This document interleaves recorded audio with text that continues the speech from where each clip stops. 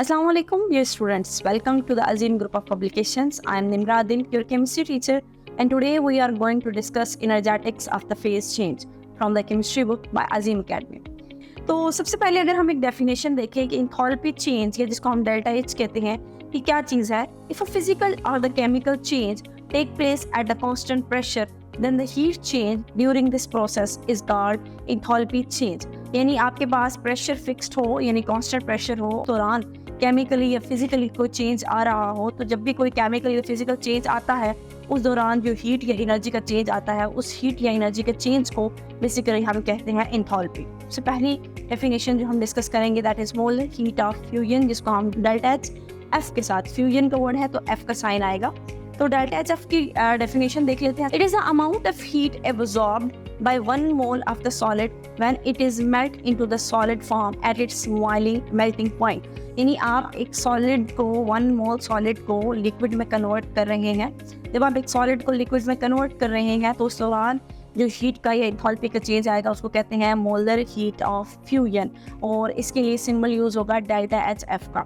इसके बाद दूसरी डेफिनेशन की बात करते हैं मोलर हीट ऑफ वेपराइजेशन. इसकी डेफिनेशन है it is defined as the amount of heat absorbed by 1 mole of the liquid when it is changed into the vapor state from the liquid state.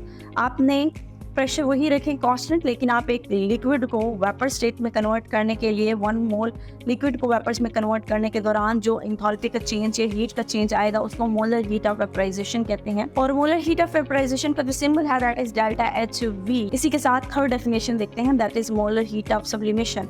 Sublimation basically क्या है, तो अगर इसकी definition देखी जाए, the amount of heat absorbed when 1 mole of the solid sublimed to give 1 mole of the vapor at a particular temperature and 1 atmospheric pressure is called molar heat of sublimation.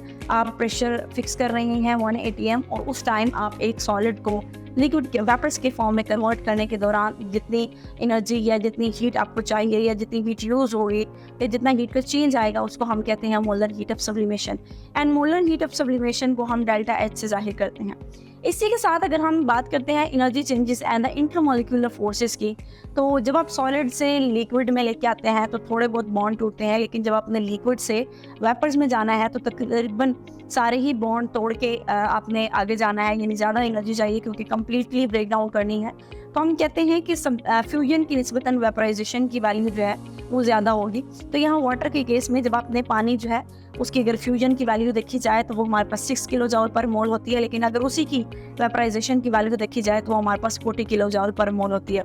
तो energy में difference बड़ा clearly ये बता रहा है कि fusion में कम energy इस्तेमाल हो रही है लेकिन वेपराइजेशन में एनर्जी ज़्यादा इस्तेमाल होती है. इसी के साथ नेक्स्ट अगर हम बात करते हैं सब्लिमेशन की, तो sublimation is more as compare to vaporization. उसकी वजह ये है कि सॉलिड के मॉलिक्यूल्स जो हैं वो एक दूसरे के क्लोज होते हैं और एक दूसरे के क्लोज होने की वजह से उनके दरमियान बॉन्डिंग काफ़ी स्ट्रॉन्ग होती है, और उस स्ट्रॉन्ग बॉन्डिंग को तोड़ना और तोड़ के फिर उसको वेपर में कन्वर्ट करना, तो इसमें एनर्जी का चेंज बहुत ज़्यादा आता है. इसलिए हम कहते हैं कि enthalpy of sublimation is always greater than enthalpy of vaporization या मोलर हीट ऑफ वेपराइजेशन. मुख्तलिफ सब्सटेंसेस की वैल्यूज जो है वो टेबल में गिवन है. इनमें अगर वाटर की बात की जाए तो वाटर की जो हीट ऑफ वेपराइजेशन है दैट इज़ 40.6 किलो जॉल पर मोल.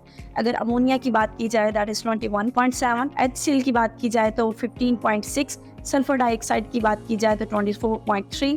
इसी तरह फ्लोरीन की +5.9, क्लोरीन की +10, ब्रोमीन की Cl2 अगर आप देखें तो 10, ब्रोमीन की अगर आप देखें तो हमारे पास कितनी है 15, आयोडीन की देखें तो 22. इसी तरह मीथेन आपके पास ईथेन, प्रोपेन एंड हेक्सेन, इस तरह सोन, उनकी जो वैल्यूज़ हैं वो आपके पास गिवन है टेबल के अंदर. फिर अगर हम बात करते हैं, दो तरह के सब्सटेंसेस होते हैं, कुछ पोलर सब्सटेंसेस हैं और कुछ आपके पास नॉन पोलर सब्सटेंसेस हैं. अगर हम पोलर सब्सटेंसेस की एग्जांपल लें तो जिसमें वाटर है, अमोनिया है, HCl है और सल्फर डाइऑक्साइड है, इनके दरमियान फोर्स ऑफ अट्रैक्शन बहुत स्ट्रॉन्ग है. स्पेशली अगर मैं पानी की बात करूँ या अमोनिया की बात करूँ तो उनके अंदर हाइड्रोजन बॉन्डिंग भी इन्वॉल्व है. एंड हाइड्रोजन बॉन्डिंग की वजह से उनको तोड़ के फिर वेपर्स में कन्वर्ट करना तो बहुत ज़्यादा एफर्ट करनी पड़ती है, बहुत ज़्यादा एनर्जी जो है यूटिलाइज करनी पड़ती है ताकि आप उनको वेपर्स के अंदर कन्वर्ट कर सकें। इसी तरह अगर हम हैलोजेंस की बात करें तो fluorine, chlorine, bromine and iodine. अगर हम आयोडीन के केस में आए तो आयोडीन में हम पढ़ चुके हैं कि उसका साइज ऑफ इलेक्ट्रॉनिक क्लाउड ज़्यादा होता है, पोलराइजेबिलिटी स्ट्रॉन्ग है, उसमें सबसे ज़्यादा स्ट्रॉन्ग लंदन डिस्पर्शन फोर्सेस मौजूद होती हैं जिसकी वजह से उसको वेपर्स में कन्वर्ट करना थोड़ा सा मुश्किल है। तो आयोडीन की जो मोलर हीट ऑफ वेपराइजेशन है वो ज़्यादा होती है as compare to bromine and chlorine. इसी तरह अगर मैं बात करती हूँ अल्केन्स की तो नॉन पोलर हाइड्रोकार्बन हेक्सेन का जो बॉइलिंग पॉइंट है वो ज़्यादा है, तो अगर आपने उसको वेपर्स में कन्वर्ट करना है तो उसकी जो मोलर हीट ऑफ वेपराइजेशन है उसकी वैल्यू भी ज़्यादा होगी, क्योंकि जैसे जैसे हम कार्बन नंबर इंक्रीज़ करते जाते हैं, मॉलिक्यूलर वेट इंक्रीज़ करता जाता है, बॉन्डिंग्स इंक्रीज़ करती जाती हैं, जिसकी वजह से उस चीज़ को ब्रेक डाउन करना भी पॉसिबल मुश्किल ही होता जाता है। तो हम कहते हैं कि हेक्सेन की हीट ऑफ वेपराइजेशन की वैल्यू भी हमेशा ज़्यादा होगी। सो आई होप कि आपको इन तीनों टॉपिक्स की समझ आ गई होगी, मोलर हीट ऑफ फ्यूजन यानी सॉलिड से liquid, and molar heat of vaporization यानी लिक्विड से vapour, and molar heat of sublimation आपने सॉलिड से डायरेक्ट किसके अंदर जाना है, वेपर्स के अंदर जाना है। आज के लिए इतना ही, अल्लाह हाफिज़।